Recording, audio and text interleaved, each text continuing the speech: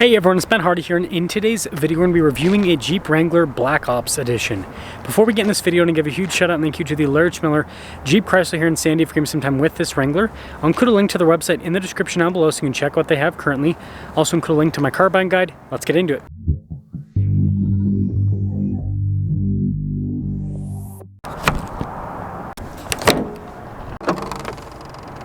Under the hood we have a 3.6 liter V6 that goes through an 8-speed automatic transmission. It puts out 285 horsepower and then 260 pound-feet of torque.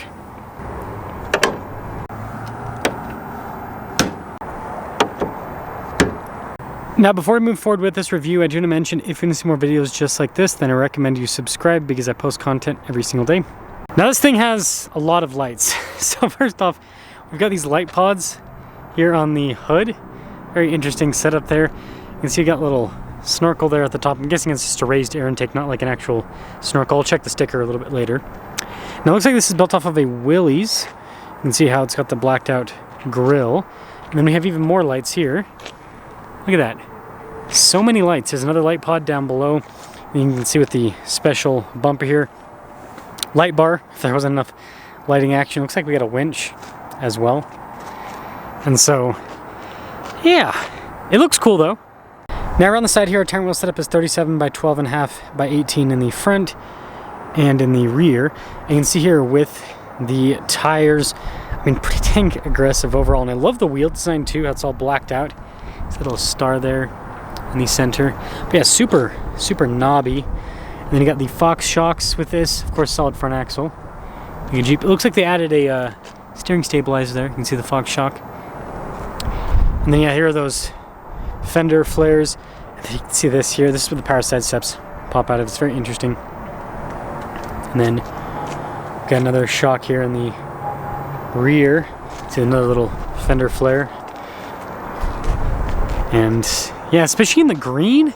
And this is pretty cool looking. Now popping over to the back, we've got a spare 37 here. And then you got more lights in the bumper too. Look at that, it's crazy. This is cool to help hold that tire. See if it's all connected. I'm guessing it's all connected. Yeah, you can still open the swing gate like normal. Oh, this is cool. A little tray back here as well. Oh, it looks like it comes with some goodies in the back. What do we got? An air compressor. Nice. That's a pretty cool setup. Notice it actually says Black Ops there on the windshield. This is easy to close, by the way. Just kind of plop that there. But yeah, let me know what you guys think. I think this is like the build that I see sometimes done on older Wranglers, but now they're like, this is like a fresh new one, so obviously it looks cooler being on the JL rather than the old JK. And this leads us inside, so we'll pop this open. Again, power side step pops down. Got these nice custom seats with this. And then if we pop up front, I think this is built off of Willys because you got the Willys door panel, it looks like. Yeah, that's cool. Black Ops there. And nice custom seats. It looks like they updated the payload. 850 still, so it didn't change the payload capacity. Interesting. Yeah, this is interesting with the new stuff. But other than that, it looks like it's pretty much normal Wrangler. It's got a hard top and all of that. Okay, so here's our window sticker for the Black Ops. Freeze the frame if you want to read every individual option there. There's quite a bit. Snorkel kit is what they call it. Interesting. You do have a 3-year, 36,000 mile warranty. 95,796 or 746. Sorry, it's total MSRP. And let's see how it drives.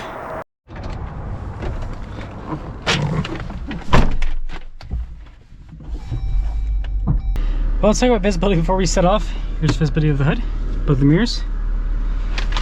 Throughout the rest of the rear. Man, I need to get some water. So, these are the controls for everything. You can see for the headlights, rear lights, light bar, windshield lights, compressor, light cubes. Excuse me, goodness. But yeah, let's set off. It says 95. I'm pretty sure this one was sitting under. Was this in the shade? I can't remember. But I think my weather app says it's like 100-something degrees today. Just enough where I feel like I have to drink water like I'm a camel trying to fill up steering, it's nice.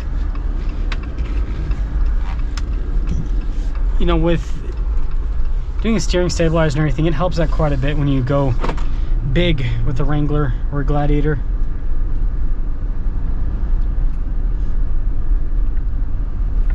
Yeah, I'd say ride quality is pretty solid so far. It does have a little bit of wandering, the steering, but it's not bad.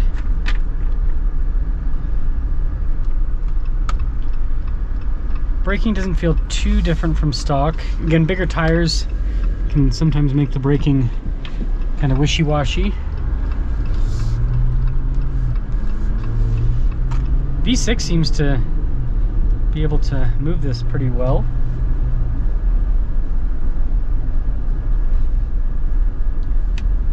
It's nice. This is a for a big lifted Wrangler, it's a nice drive. I mean, I got cars like this traded in back in the day. They weren't Black Ops. I think that they tried to like kind of mimic a Jeep build that a lot of people do. Like this looks very reminiscent of what I saw, and this drives a lot better than what I saw, because those Wranglers would be so clunky. They'd usually wouldn't upgrade the shocks, just do like a lift kit, and I don't know, they just throw on so much stuff without really paying too much attention to the payload, and so I think that it would just mess up the springs and the shocks over time to where it just didn't ride all that well. But this rides pretty well for what it is. Big chunky tires. Oh, use their turn signal literally the last minute, of course. That's how it always works here in the great state of Utah. I won't let you know I'm turning until I'm turning.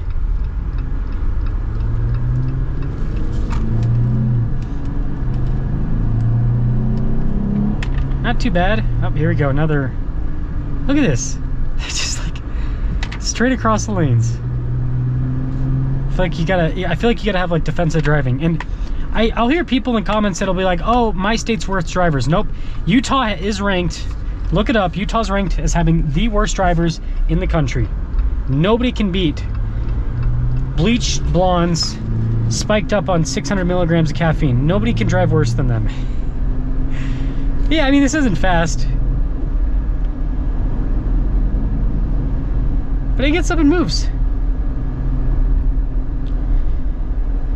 So, summing things up. I think